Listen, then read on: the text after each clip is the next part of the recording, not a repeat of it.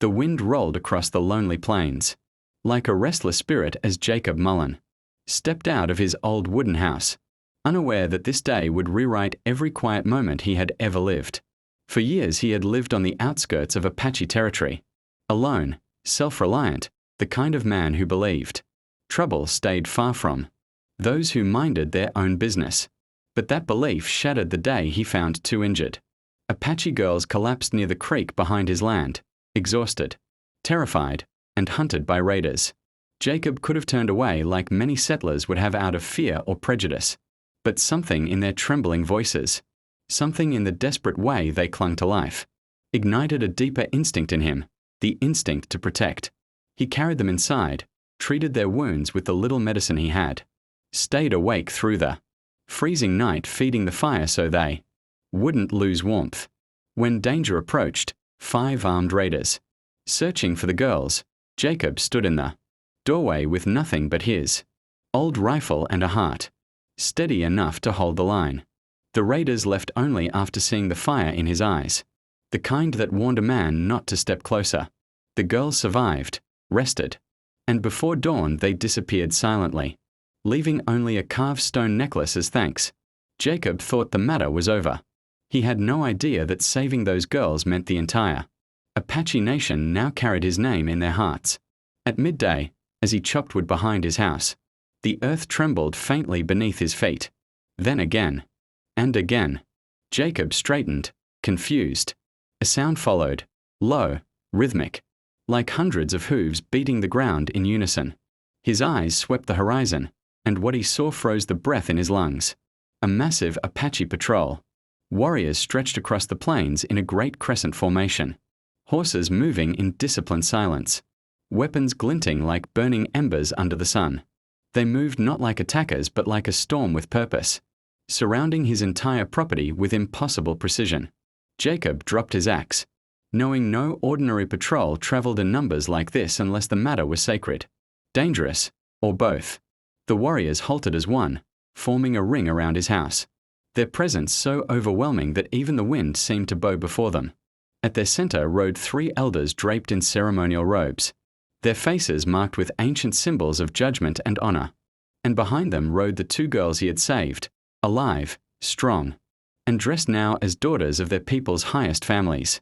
Jacob raised his hand slowly, not in fear but in respect.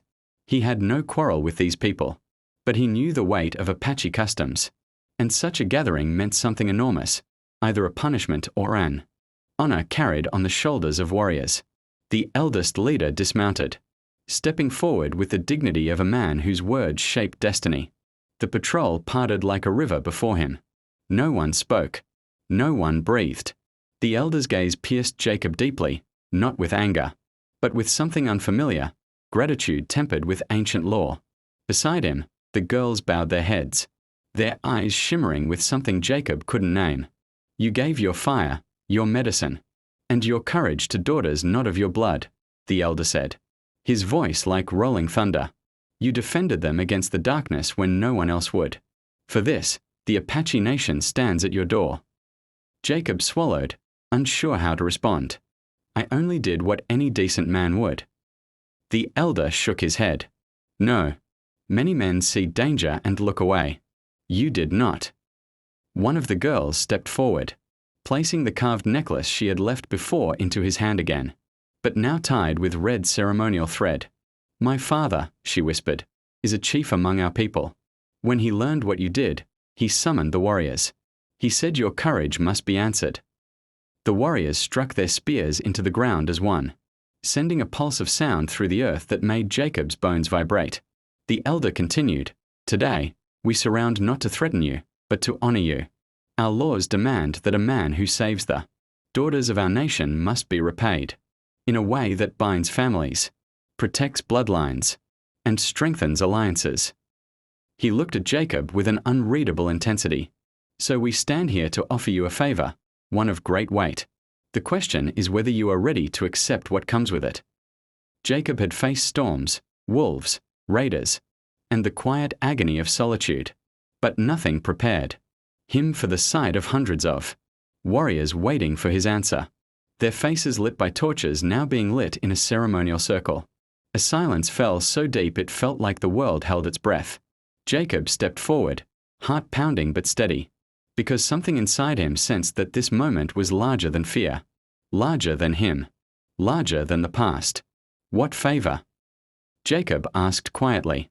The elder smiled, a slow, powerful smile that spoke of destiny, the kind that changes a man's life forever. A chorus of drums thundered. The girls lowered their heads respectfully, and the massive Apache patrol closed in, not as enemies, but as guardians delivering a future he never imagined. Before the night finished, Jacob would learn truths buried beneath generations, face choices that would test his soul, and discover why the Apache Nation believed that a single act of kindness could determine the path of a man's entire life. And as the flames rose and the warriors prepared the ceremony, the elder stepped closer and said, "Before we begin, remember this: whatever your path, you must carry courage. The world will hear what you decide tonight.